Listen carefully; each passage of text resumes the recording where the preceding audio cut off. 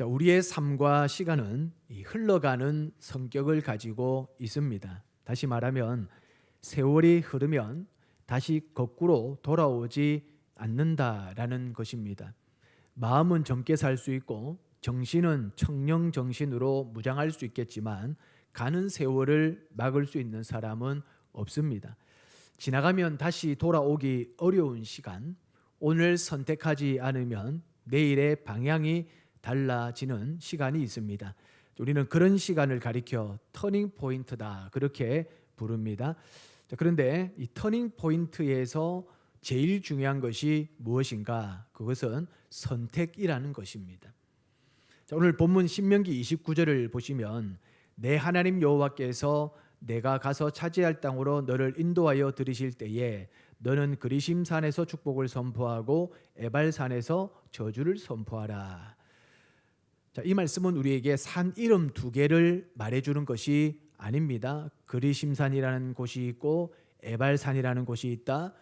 그 산 정보를 우리에게 알려주는 것이 아니라 이 두 산은 이스라엘 백성 앞에 놓여 있는 두 갈래의 길이라는 것이죠.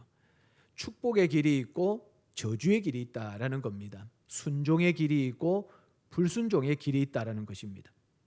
자, 이 중에서 선택을 해야 하는 것이 이스라엘 백성들의 상황이자 우리의 몫이기도 합니다. 하나님은 이스라엘 백성을 내가 가서 차지할 땅으로 너를 인도하여 들이실 때에 선택을 하라고 말씀을 하십니다. 다시 말하면 은혜를 받기 전에도 선택이 필요하지만 은혜를 받은 후에도 선택이 필요하다라는 겁니다. 가나안에 들어갔다고 모든 것이 끝난 것이 아닙니다. 우리가 예수 믿고 구원받았다고 신앙이 종료되는 것이 아니라는 거예요. 예수를 믿고 구원을 받아도 끊임없이 우리는 새로운 신앙의 선택 앞에 서게 된다라는 것이죠. 오늘 본문의 배경으로 보면 가나안에 들어간 뒤에도 이스라엘 백성들은 선택해야 될 일들이 많다라는 겁니다. 자, 선택에는 두 가지가 따라옵니다. 하나는 포기이고 다른 하나는 결단입니다. 무엇인가를 선택한다는 것은 다른 것을 내려놓는다라는 뜻입니다. 하나님을 선택한다라는 것은 하나님 아닌 다른 것을 포기하겠다라는 뜻이죠. 오늘 말씀의 제목이 덧셈과 뺄셈입니다. 좋은 선택을 하려면 덧셈과 뺄셈을 잘해야 합니다. 그런데 세상의 계산과 하나님의 계산은 다릅니다. 세상은 많이 더할수록 성공이라고 말합니다. 그러나 하나님은 먼저 뺄셈을 해야 된다라고 말씀하십니다. 교만을 빼야 은혜가 더해지는 것이고 불순종을 빼야 순종의 능력이 더해지는 것이죠. 이것이 하나님이 말씀하시는 덧셈과 뺄셈의 공식입니다. 인생의 터닝 포인트에서 가장 중요한 것은 선택이라고 말씀을 드렸습니다. 사람의 인생은 환경으로 바뀌는 것 같지만 사실 선택으로 바뀝니다. 자, 이걸 우리가 헷갈리면 안 됩니다. 환경이 좋아지면 인생이 바뀌어진다라고 우리는 생각하죠. 그래서 늘 좋은 환경을 따라가고 좋은 환경을 만나기를 원합니다. 그리고 좋은 환경에서 살기를 소원하는 것이죠. 그런데 그 환경이 내 인생과 내 삶을 바꾸는 것이 아니라 순간순간 내가 내리는 선택으로 인하여 내 삶이 바뀐다라는 거예요. 환경으로 내 삶이 바뀌는 게 아니라 나의 선택으로 삶이 바뀐다. 이걸 우리가 다시 한번 되새겨야 됩니다. 어떤 사람은 같은 환경 속에서도 살아나고 어떤 사람은 무너집니다. 어떤 사람은 고난 속에서 하나님을 더 붙드는데 어떤 사람은 고난 때문에 하나님을 놓아버립니다. 환경은 비슷한데 결과가 다른 이유가 무엇입니까? 선택이 달라졌기 때문에 그렇습니다. 이스라엘 백성도 마찬가지입니다. 지금 그들은 광야 끝에 서 있습니다. 애굽은 뒤에 있고 가나안은 앞에 있습니다. 과거는 지나갔고 이제 새로운 미래 앞에 서 있다라는 것이죠. 자, 이 시점이 중요합니다. 왜냐하면 광야는 훈련의 장소였다면 가나안은 선택의 장소가 되기 때문입니다. 자, 광야에서는 먹을 것이 없으면 하나님께 부르짖었습니다. 물이 없으면 하나님밖에 의지할 데가 없었습니다. 그런데 가나안은 다릅니다. 땅이 있는 곳이고 집이 있는 곳이고 포도원이 있는 곳입니다. 우물이 있고 먹을 것이 있는 곳이 가나안입니다. 광야는 방금 설명드린 그런 것들이 없는 곳입니다. 물도 없고 땅도 없고 집도 없고 포도원도 없고 우물도 없는 곳이 광야입니다. 그러니까 하나님만 붙드는 거예요. 하나님만 찾는 겁니다. 그런데 가나안은 다 있습니다. 쉽게 말하면 하나님이 없어도 사는데 전혀 문제가 되지 않는 땅이 가나안이라는 거예요. 가나안. 그러니까 가나안에 들어가면 어떤 일이 벌어지느냐? 하나님을 오히려 잊어버리기 쉬워진다라는 겁니다. 그래서 하나님은 가나안에 들어가기 전에 먼저 선택하게 하시는 거죠. 너희가 누구의 백성으로 살 것인가를 확실히 정해놓고 들어가야 한다라는 겁니다. 그러니까 신앙은 어려울 때보다 편안할 때가 더 위험합니다. 여러분, 우리 한국 교회의 성장기, 부흥기를 보면 한국 사회가 지금처럼 넉넉하지 않았습니다. 산업화의 출발점이었고 굉장히 먹고 살기가 힘들었던 그런 때였을 겁니다. 그때 기도원들마다 사람들이 넘쳐났고 철야 기도가 성황을 이루었고 교회들마다 사람들이 들어왔습니다.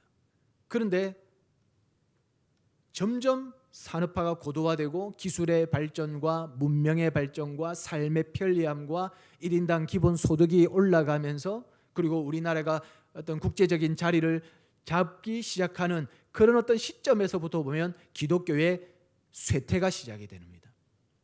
더 이상 사람들이 교회를 오지 않고 그리고 기도원에 사람들이 모이지 않고 오늘 본문으로 비유하자면 본격적인 가나안 생활이 시작이 되었다라는 거예요.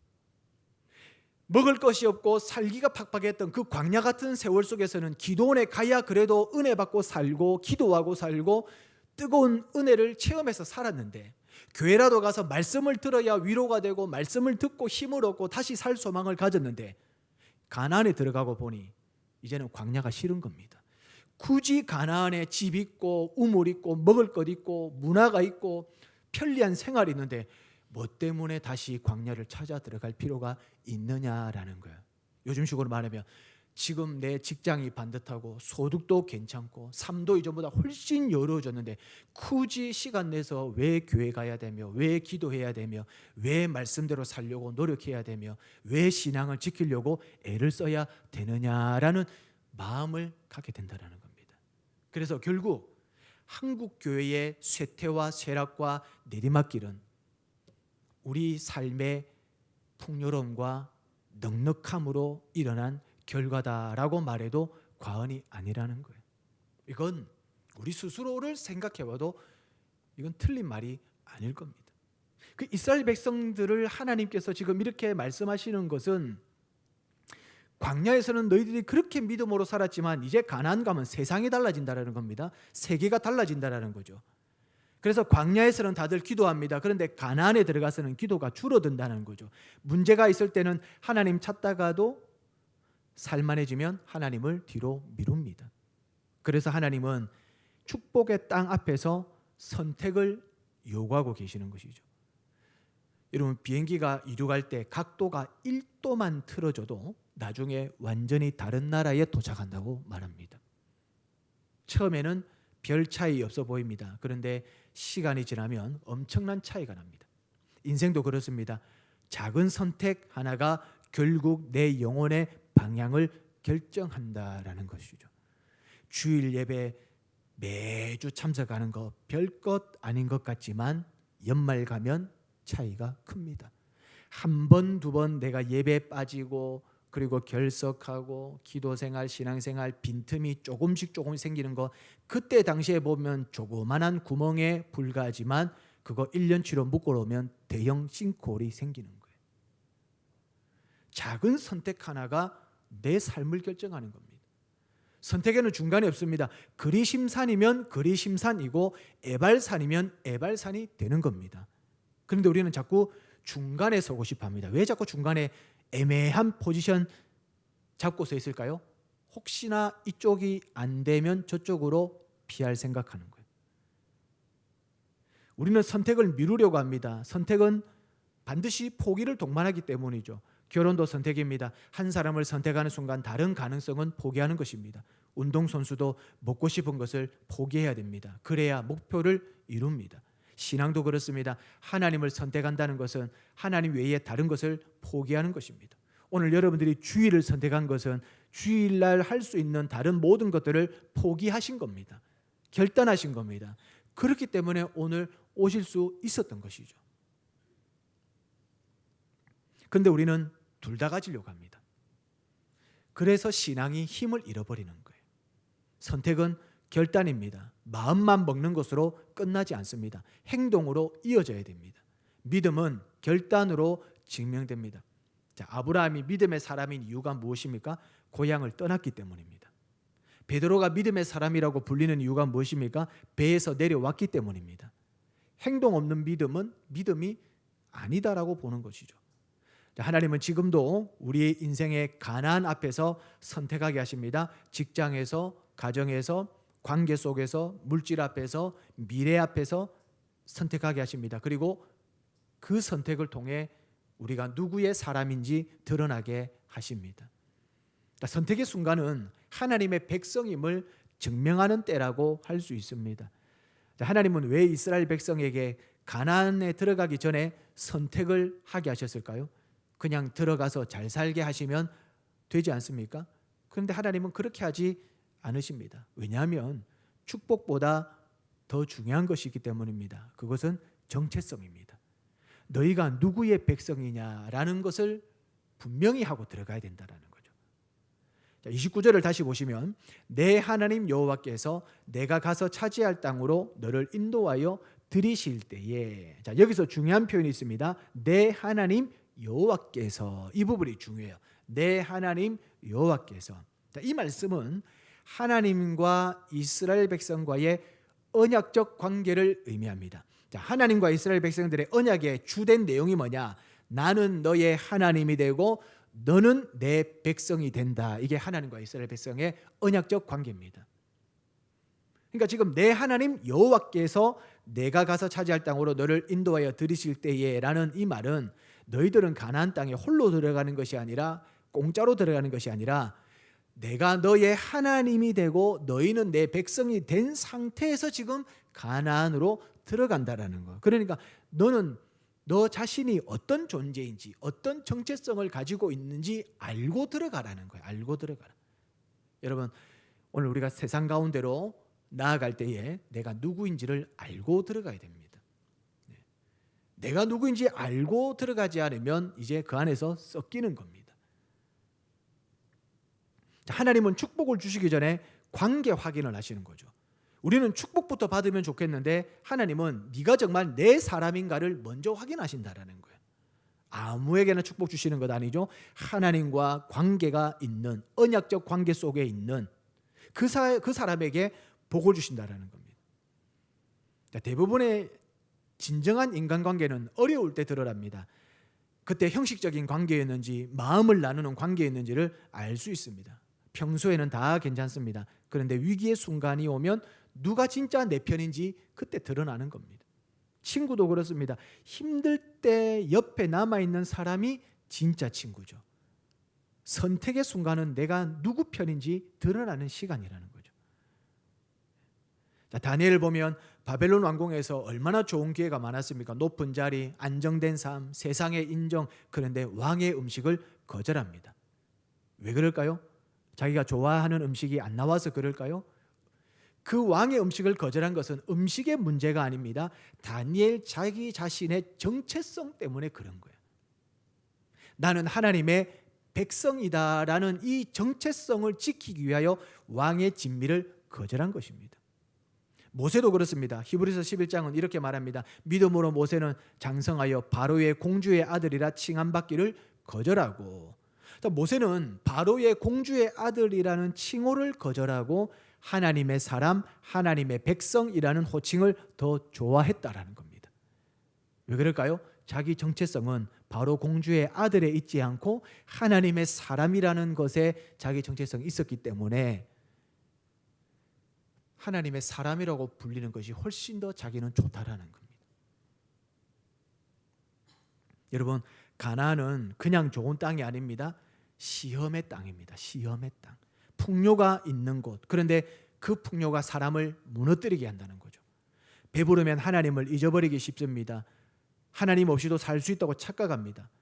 광야에서는 낮에는 구름 기둥이, 밤에는 불 기둥이 너무 선명하게 잘 보였습니다. 그런데 가나안은 구름 기둥이 잘 보이지 않고 불 기둥이 잘 보이지 않습니다. 그래서 하나님은 내가 누구인지 먼저 알고 들어가라는 거죠.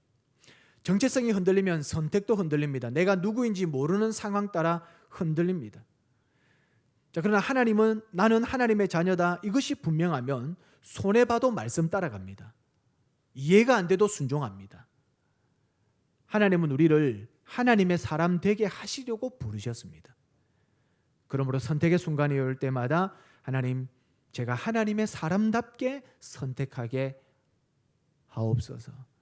하나님, 감정이 아니라 믿음으로 선택하게 하옵소서라는 기도가 우선되어야 된다는 것이죠.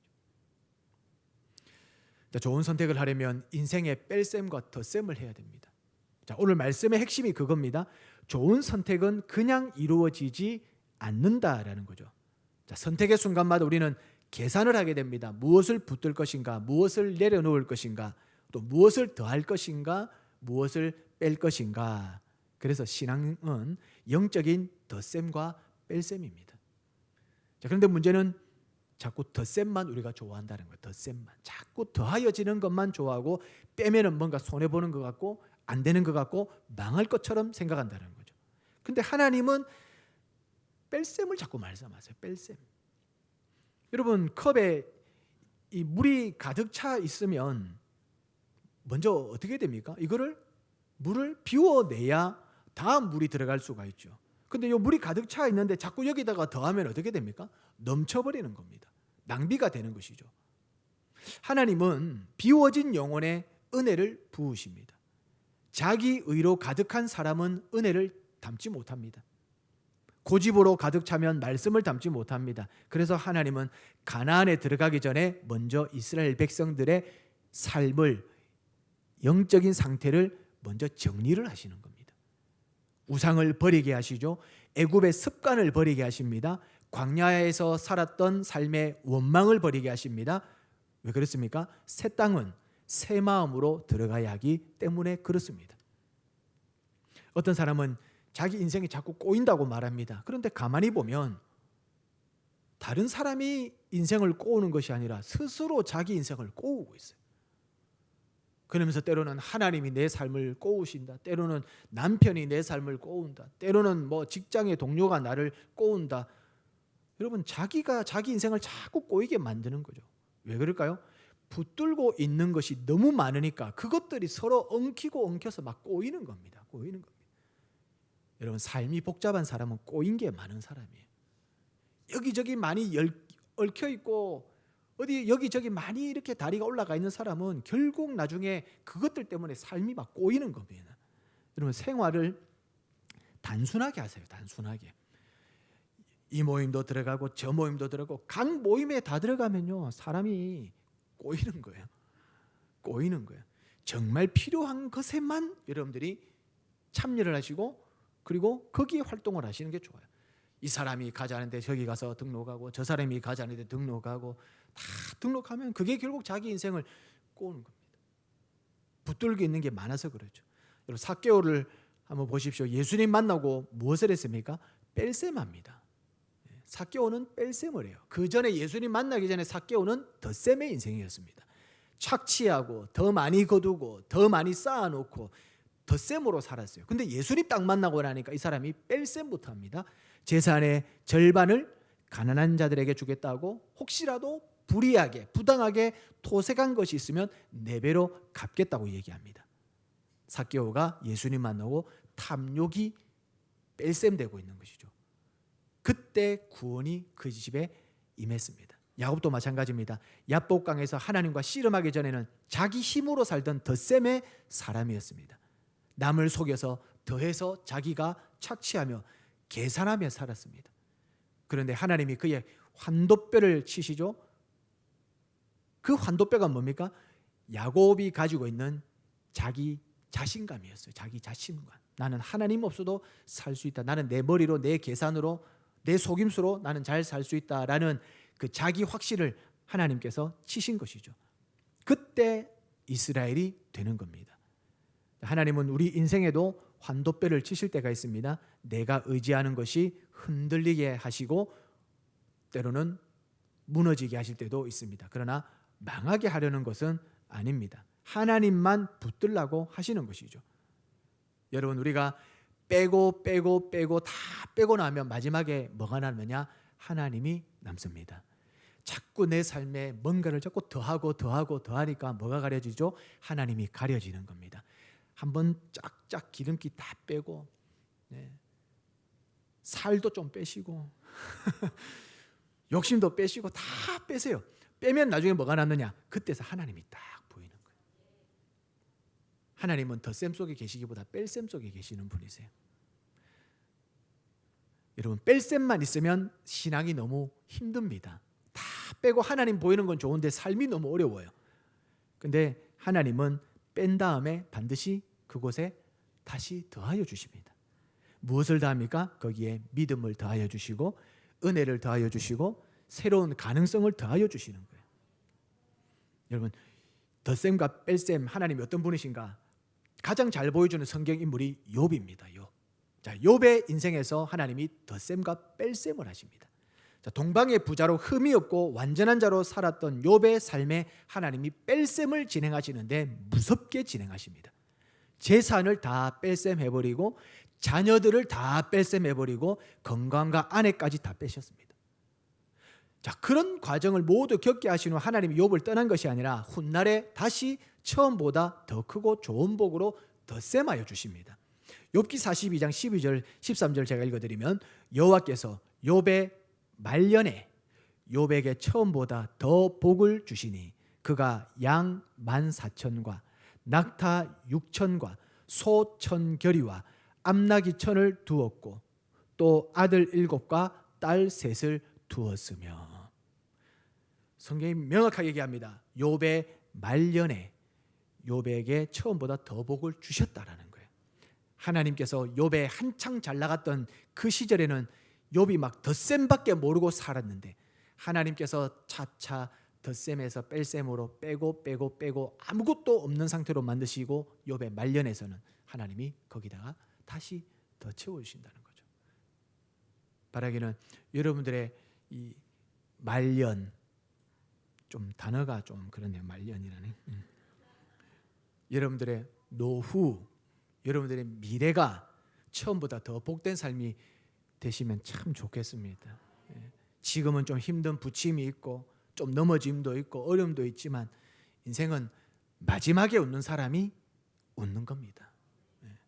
젊었을 때 잘 나갈 때 그때 웃는 웃음은 어찌 될지 몰라요. 나중에 웃는 자가 진짜 웃는 사람이죠. 그래서 지금은 좀 여러 가지 부침이 있다 하시더라도 지금은 좀 하나님이 뺄셈을 하시는 과정이라 할지라도 욥의 이 사례를 보니 말년에 하나님께서 처음보다 더 복을 주셨다니 하나님의 뺄셈을 잘 견디고 잘 통과하시면 하나님께서 여러분들의 훗날에 놀라운 덧셈의 은혜를 주시리라 믿습니다. 신앙이 이런 것입니다. 뺄셈 없는 덧셈은 탐욕이에요. 탐욕. 그러나 또 덧셈 없는 뺄셈은 종교입니다. 종교. 하나님은 우리를 비우기만 하지 않습니다. 반드시 새 것으로 채우십니다. 에베소서에서는 옛사람을 벗어버리고 새 사람을 입으라고 말하죠. 벗는 것이 뭐죠? 뺄셈이고 입는 것이 덧셈이죠. 신앙은 그냥 오래 믿는다고 깊어지지 않습니다. 무엇을 빼고 무엇을 더하느냐에 따라 달라집니다. 등산하는 분들 이야기를 들으면 높은 산에 올라갈수록 짐을 줄인다고 말합니다. 처음에는 이것도 필요할 것 같고 저것도 필요할 것 같아서 바리바리 쌉니다. 짐이 너무 무겁습니다. 올라갈 때 벌써 어깨가 무겁습니다. 그런데 계속 올라갈수록 깨닫게 되는 거죠. 아, 무거우면 못 간다. 버려야 올라갈 수 있구나. 그래서 등산 초보는요, 가방에 많이 들어있어요. 한 2박 3일 동안 가방만 쌉니다. 자유시간 당 떨어지면 당 올려야 되니까 자유시간 초코바 싸야 된다 싸고, 또 혹시나 올라가면 추우니까는 또 위에 또 겉옷 같은 거, 경량 패딩 같은 거 또 말아가지고 싸고, 의약품 싸고. 근데 고수는 다음날 만나보니까 물 하나 들고 있어요. 그렇게 들고 가서 가방 열어보니 필요 없다 여기서 먹고 가고 여기서 버리고 가고, 물 하나 하면 올라갈 수 있어. 등산을 많이 해본 분들은 올라갈수록 짐이 가벼워야 되고, 밑에서 그렇게 쌌던 짐들이 위에 가서 별로 필요가 없다는 것을 알게 되는 것이죠. 버려야 올라갈 수 있다는 것을 안 겁니다. 여러분, 하나님이 높은 자리로 부르실수록 빼야 합니다. 자존심을 빼야 되고, 욕심을 빼야 되고, 자기 의로움을 빼야 되고, 그래야 끝까지 갑니다. 하나님은 오늘 우리에게 계산법을 바꾸라고 말씀하십니다. 하나님의 계산은 뺄셈이 축복의 시작입니다. 덧셈이 아니라 뺄셈이 축복의 시작입니다. 말씀을 정리합니다. 이스라엘 백성은 이제 가나안을 눈앞에 두고 있습니다. 얼마나 기대되었겠습니까? 그 지긋지긋하고 고통스러웠던 광야 생활 끝입니다. 가나안에 들어갈까 생각하니까 집도 생기니까 너무 좋고, 땅도 생기니까 너무 좋고, 그리고 그동안 누려보지 못한 사회와 문화와 안정감을 생각하니 막 기대가 되고 설렙니다. 그런데 하나님은 딱 그들 앞에 두고 먼저 집 얘기하지 않고, 땅 얘기하지 않고, 축복 얘기하지 않습니다. 선택부터 하라는 것이죠. 우리의 인생은 거대한 사건보다 작은 선택들이 모여 방향을 만듭니다. 그 선택에는 반드시 뺄셈이 필요합니다. 포기 없는 선택은 없습니다. 하나님을 붙들려면 하나님 아닌 것을 내려놓아야 합니다. 미움을 빼야 사랑이 들어옵니다. 욕심을 빼야 은혜가 들어옵니다. 두려움을 빼야 믿음이 들어옵니다. 인생의 덧셈과 뺄셈을 잘 하시기를 바랍니다. 신앙의 덧셈과 뺄셈도 잘 하시기를 바랍니다. 선택의 자리에서 하나님 편에 서는 사람에게 새로운 길을 열어주십니다. 광야를 지나 가나안으로 들어가게 하십니다. 좋은 선택, 믿음의 선택, 은혜로운 선택으로 삶의 새로운 전환점이 일어나시기를 주님의 이름으로 축원합니다.